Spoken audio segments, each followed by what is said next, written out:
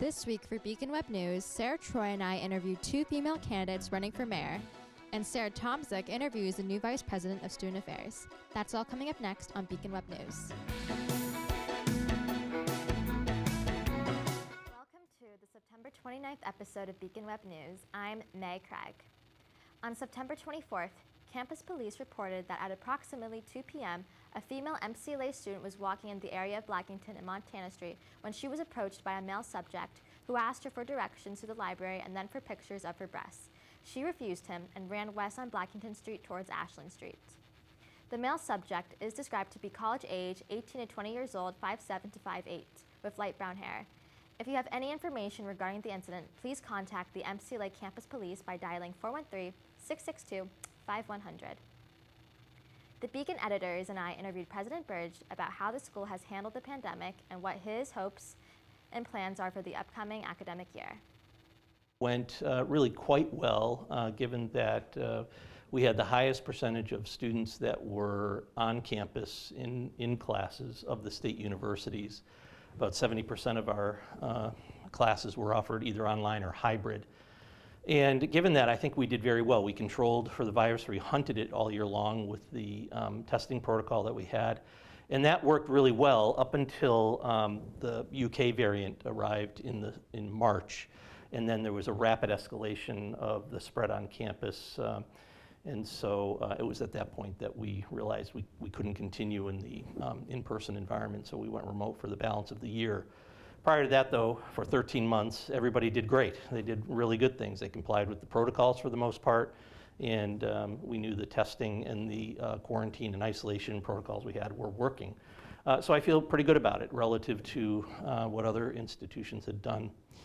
For this year, it did highlight for us some of the things that we need to do. Although we haven't had as robust a testing program, it's primarily because we have vaccines on board with people right now, which are really important. They're required for faculty, staff, and students. And so we're very happy about that. But nonetheless, we are continuing with testing. And so, in fact, next week we'll begin our surveillance testing. We did test everybody as they were coming onto campus, or they had to provide evidence of having had a test recently that was negative. But we'll go to surveillance testing for starting next week, I believe it is. And of course, masks and distancing when possible. And so we'll continue watching those kinds of things to see if there are any changes that we have to make along the way. President Birge also shares his initial reaction to the active school shooting threat that occurred on Monday, September 13th. Here's what he has to say. So very quickly, we were able to eliminate the perceived threat that was there by this student, an incredibly reckless and thoughtless post that he put out there. And so I feel good about how we responded to it. I know it's disconcerting for all of us. I mean, to see that kind of alert come across our phones or our email is disconcerting and discomforting. And some people still feel that anxiety, and I can understand that. About what we did, I know a number of people were frustrated by the communications that we put out, but we have an obligation to put out information that's accurate. And sometimes people's need for information is a lot faster than the accuracy of information. And so we wanted to make sure that the information was correct and accurate. And so we did send it out when we had that opportunity to do that. One of MCLA's dormitories, Hoosick, has officially closed down for the school year. What are the factors that contributed to Hoosick closing down? We had fewer residential students. We didn't want to have any one residence area to have a low population of students. I think there's too much opportunity for crime. Research tells us that on college campuses during summers or winter breaks or any time there aren't a lot of people around campus, crime in residence halls goes up. And so we were concerned about the possibility that with fewer students in a large residence hall, there might be opportunities for crime in those spaces, and we wanted to make sure that wasn't going to happen. So we consolidated the spaces into Berkshire Towers and the townhouses. We fully anticipate going back to housing in Hoosick as soon as next year, but my guess is that we won't have full housing, a full complement of housing until probably fall of '23. What is President Birge hoping for these next 2 semesters? Great to see students. It was actually great to see my colleagues. I mean, many of us haven't seen each other because we've wanted to maintain that distance But to have people here is just great. Faculty, staff, and administrators, we don't like being in our offices, right? We want to be among students. We want to do the work that we're called to do.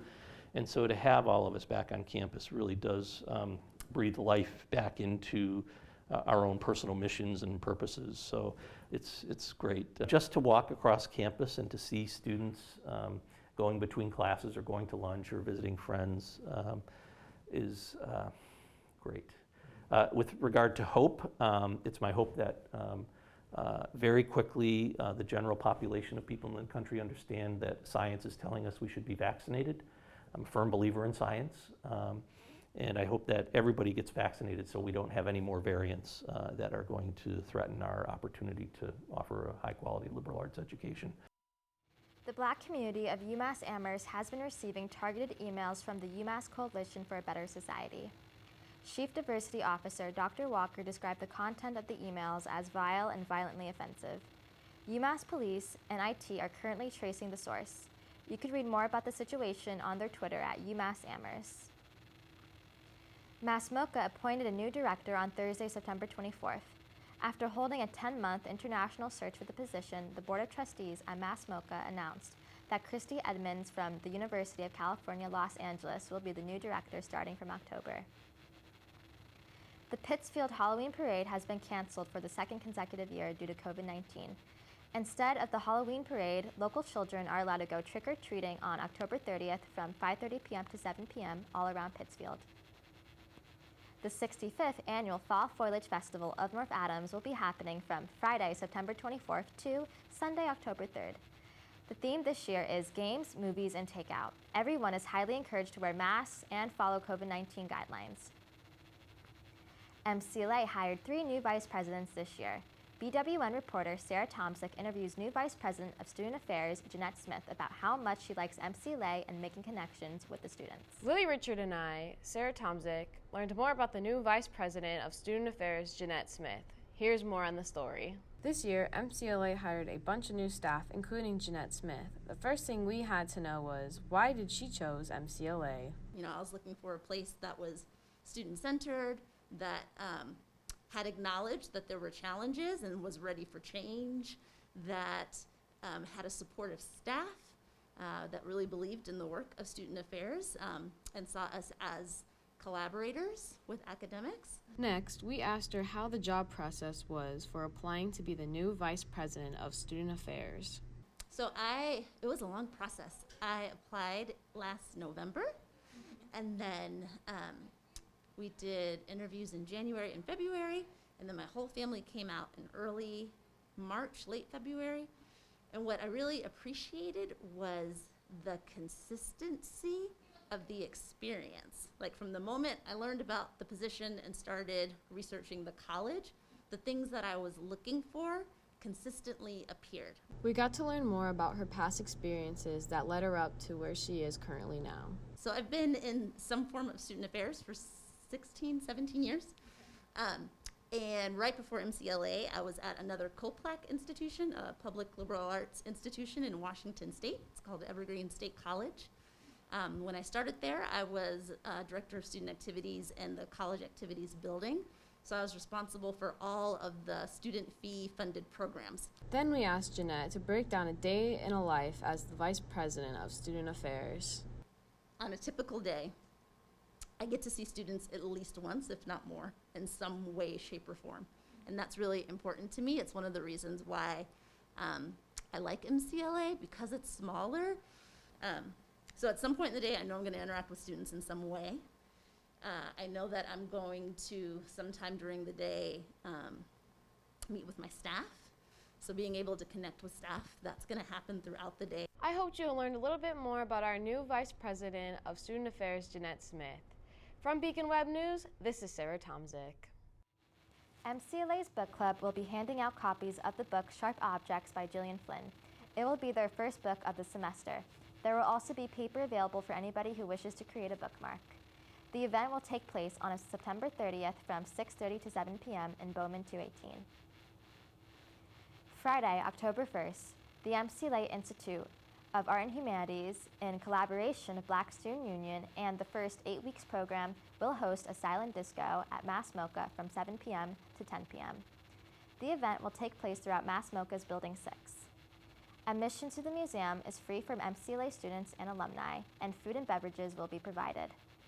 Registration can be accessed here at bit.ly/MCLA-silent-disco.